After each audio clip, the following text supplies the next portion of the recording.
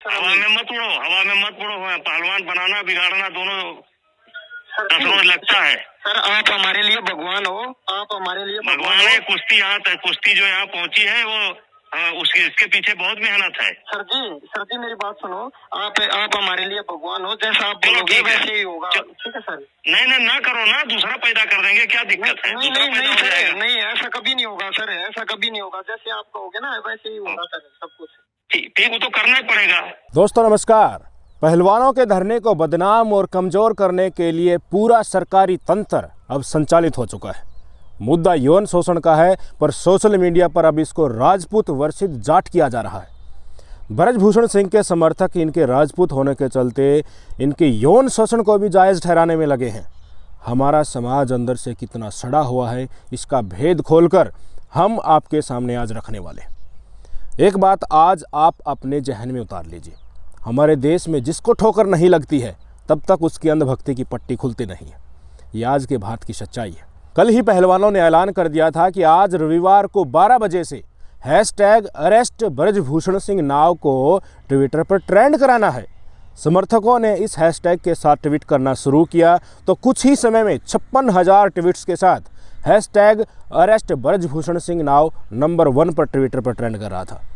जब हम इस दृश्य को देख रहे थे तो तीसरे और चौथे नंबर पर ट्रेंडिंग में #आई स्पोर्ट ब्रजभूषण सिंह और आगे #नेशन विद ब्रजभूषण शरण सिंह जैसे हैशटैग भी हमें देखने को मिले। ब्रजभूषण सिंह के समर्थन में चलाए जा रहे हैशटैग को खोलकर हमने देखा तो सामग्री चौंकाने वाली थी। महिला पहलवानों की यौन शोषण के मुद्दे को पूरी तरह से राजपूत वर्षित जाट बनाया जा रहा है। यौन शोषण के आरोपी ब्रजभूषण शरण सिंह के समर्थन में कुछ तथाकथित राजपूत समाज के लोग जाट समाज के लोगों को भद्दी भद्दी गालियां दे रहे हैं। राजपूत शब्द के आगे मैंने तथाकथित शब्द इसलिए लगाया है कि ये राजपूत समाज को जाट समाज से भिड़ाने की एक पूर्व नियोजित साजिश भी हो सकती है। हमारे देश में ज़्यादातर लोग माहौल को देखकर उसमें छलांग लगा देते हैं, जिस तरफ गंगा बह रही उसी तरफ बह जाते हैं। ऐसे में ये बता पाना मुश्किल हो जाता है कि भीड़ का असल मकसद क्या वास्तव में किसी समाज की आवाज़ को दर्शाता है। राजपूतों के भेष में जाटों को गाली देने वाले अवसरवादी लोगों का मकसद अपनी राजनीति चमकाने के अलावा कुछ और नहीं हो सकता। आज हमारे देश की राजनीति शिक्षा, स्वास्थ्य, रोजगार, बेरोजगार जैसे मुद्दों पर न होकर हिंदू मुस्लिम पर रची जाती है और देश की जनता उसमें साथ देती है। हिंदू मुस्लिम से शुरू हुई राजनीति आज अगर राजपूत वर्सेस जाट पर हो गई है तो इसमें कोई आश्चर्य करने की बात नहीं। जाट समाज की महिला पहलवानों ने यौन शोषण का आरोप बीजेपी की सांसद पर लगाया है, इसलिए आज पूरे जाट समाज को देशद्रोही कहा जा रहा है। व्हाट्सएप यूनिवर्सिटी से शिक्षा ग्रहण करके जो जाट समाज के लोग हिंदू राष्ट्र की मांग को लेकर तांडव करते हैं ना, उनको अब ये जान लेना चाहिए कि आज उनको सोशल मीडिया पर तथाकथित राजपूत समाज के लोग पश्चिमी मुसलमान कह रहे हैं, हिंदू भी मानने को तैयार नहीं। आरोप अगर बीजेपी की सांसद पर है तो आज पूरा जाट समाज ही मुसलमान हो गया। 2 से 3 दिन से मैं देख रहा हूँ सोशल मीडिया पर जंग छिड़ी है कि जाटों के राजाओं ने जो पुराने समय में मुगलों को भारत पर आक्रमण करने के लिए इनवाइट किया था। जाट हमेशा से लुटेरे हैं, इस तरह के हैशटैग चल रहे हैं, इस तरह की कहानियां बनाई जा रही हैं सोशल मीडिया पर। मेरी बिना हड्डी की जुबान पर आपको विश्वास नहीं हो रहा तो मैं आपको प्रूफ दिखा देता हूं। देखिए, ठाकुर सीतांशु सिंह ने ब्रजभूषण शरण सिंह का समर्थन करते हुए लिखा है कि गोंडा के अकेले ठाकुर ने 3 राज्यों के जातिवादियों की फाड़ रखी है। इससे आगे राजपूत ऑफ इंडिया नाम के ट्विटर हैंडल को बड़ी संख्या में राजपूत समाज के लोग फॉलो करते हैं, तो इन्होंने ट्वीट करके लिखा है, एक समाज के सभी ठेकेदार आज पहलवानों के साथ हैं। राजपूत समाज के लोग धर्म रक्षा हेतु संयम बरत रहे हैं। हिंदू धर्म की रक्षा सिर्फ राजपूतों का ठेका है क्या? बाहर निकलो मकानों से, जंग लड़ो धर्मद्रोहियों से। इस ट्वीट का मतलब समझ रहे हैं आप? पहलवानों की मांग में हिंदू धर्म बीच में कहाँ से आ गया भाई? ये लिखना चाहते हैं, ये बताना चाहते हैं कि जाट समाज के लोग हिंदू धर्म के विरोधी हैं। भला बीजेपी सांसद पर यौन शोषण के आरोप लगते हैं, जाट समाज के लोग हिंदू धर्म के विद्रोही कैसे हो गए? ओलंपिक से झोली भरकर मेडल लाने वाले और बॉर्डर पर दुश्मन की गोली खाने वाले जाट समाज के योद्धा भला आज देश विरोधी कैसे कहे जा रहे हैं? व्हाट्सएप यूनिवर्सिटी से PhD करके सारे मुसलमानों को देशद्रोही बताने वाले जाट समाज के बुद्धिजीवियों को अपने इस समाज की फजीहत पर क्या विचार है उनके, आपको उनसे पूछना चाहिए और उन्हें ये आँख खोलकर देख भी लेना चाहिए उनके साथ क्या हो रहा है। साथ में ये बात भी दिमाग में आज बैठा लेनी चाहिए कि धर्म की ठेकेदारी में अगर बीजेपी के तलवे चाटोगे तो ही देशभक्त कहलाओगे, मगर अगर आप बहू बेटियों की इज्जत लूटने पर आवाज़ उठाओगे और इज्जत लूटने वाला बीजेपी का सांसद है तो हिंदू विरोधी और देशद्रोही कहलाओगे। जाट समाज के आम लोगों को अपने ही समाज के उन लोगों से अब जवाब मांगना चाहिए जो बीजेपी को धर्म के नाम पर वोट देने के लिए कहते हैं। आप पूछिए उनसे कि आज अपनी बहन बेटियों के यौन शोषण का आरोप अगर बीजेपी नेता पर लगा है तो आपको सोशल मीडिया पर इतना जलील क्यों किया जा रहा है। गुस्सा आता है ऐसे धर्म के पाखंडी ठेकेदारों पर। आगे देखिए, गजेंद्र सिंह बिसेन लिखते हैं, अवध का अकेला ठाकुर 3 राज्य के जाटों की बुआ खोद गया, सबको पता है बाहुबली कौन है। नीचे आदरणीय सांसद का घोड़ों के साथ फोटो लगा है। वीडियो को पॉज करके आराम से पढ़कर जाट समाज अपनी इस बेइज्जती को ग्रहण कर सकता है। राजपूत ऑफ इंडिया ने एक और ट्वीट किया है, लिखा है, आखिर क्या वजह है कि ब्रजभूषण शरण सिंह पर आरोप सिर्फ कुछ नंग तिलंगे पहलवान लगा रहे हैं। क्योंकि नए नियमों के अनुसार अब ओलंपिक खेलने से पहले नेशनल में खुद को साबित करना पड़ेगा। बस यही इन जातिवादियों को हजम नहीं हो रहा। कुश्ती को इन्होंने अपनी बपोती समझ रखा है। ये ट्विटर हैंडल महिला पहलवानों को नंग तिलंग और जातिवादी कहकर बदनाम कर रहा है। महिला पहलवान कौन है, किस समाज की हैं, आपको अच्छे से पता है। और इस देश के लिए जब मेडल आई थी तब तो इनको इतनी इज्जत हो रही थी, मोदी साहब ने भी बुलाया था। अब स्थिति कहाँ आ गई आप समझ सकते हैं। क्यों? क्योंकि बीजेपी के सांसद पर आरोप लगा। धीर सिंह पुंडीर लिखते हैं कि दरबारी, अकबरी, जहांगीरी, अंग्रेजी जाट कौन थे, गूगल सर्च कर लें, आज भी इनकी वही पुरानी आदत गई नहीं है। संघर्ष प्रताप ने ट्वीट कर लिखा है कि जाट समाज ने हमेशा से अपनी औरतों का सहारा लिया।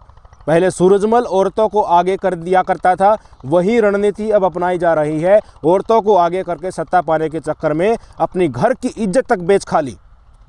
समझ रहे हैं आप क्या लिखा जा रहा है जाट समाज के बारे में।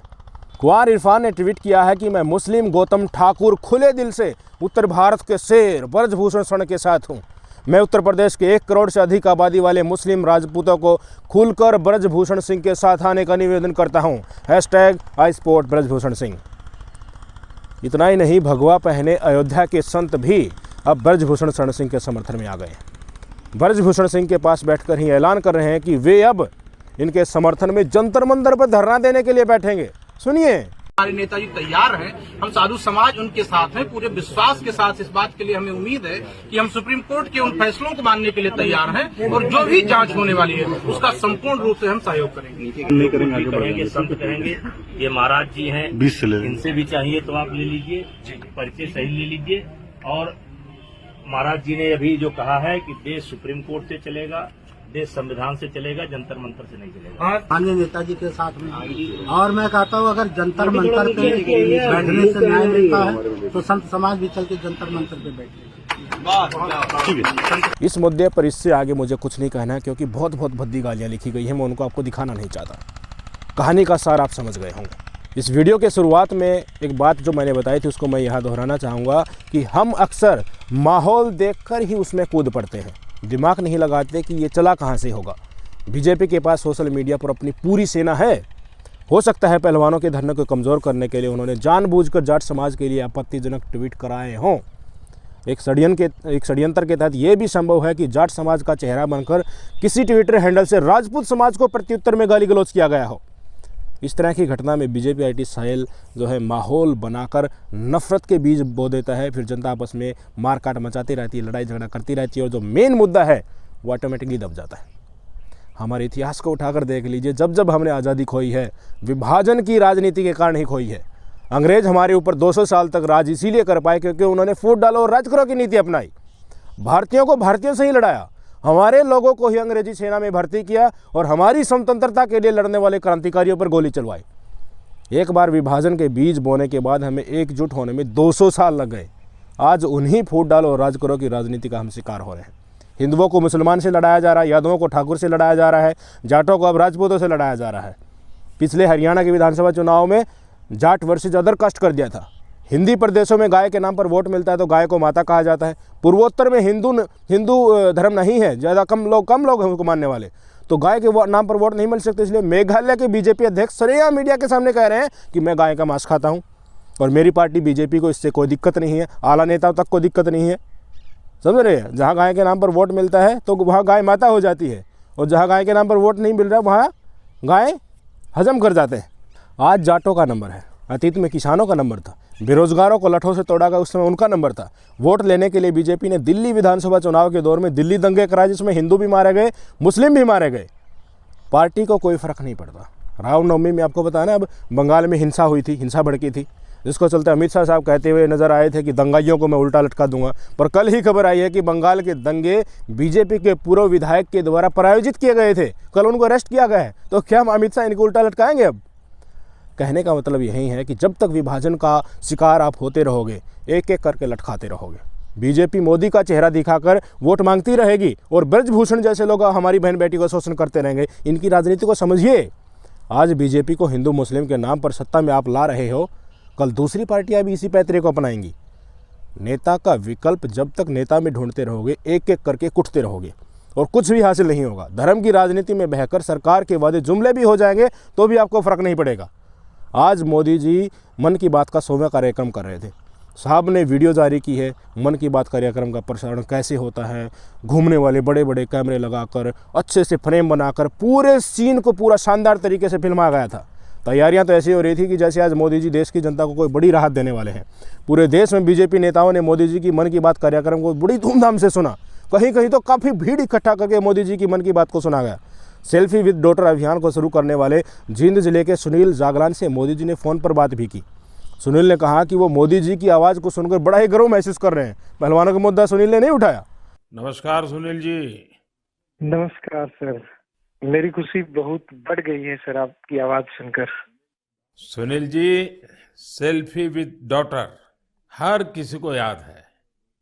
अब जब इसकी फिर चर्चा हो रही है तो आपको कैसा लग रहा है? प्रधानमंत्री जी, ये असल में आपने जो हमारे प्रदेश हरियाणा से पानीपत की चौथी लड़ाई बेटियों के चेहरे पे मुस्कुराहट लाने के लिए शुरू की थी, जिसे आपके नेतृत्व में पूरे देश ने जीतने की कोशिश की है, तो वाकई ये मेरे लिए और हर बेटी के पिता और बेटियों को चाहने वालों के लिए बहुत बड़ी बात है। बहुत बहुत शुक्रिया जी, आपकी वजह से देश की बेटियों के चेहरे पे लगातार मुस्कान बढ़ रही है। बहुत बहुत धन्यवाद सुनील जी। जी शुक्रिया। इस देश की जनता के हिस्से में मैं सच बताऊं तो सिर्फ गर्व करना ही है।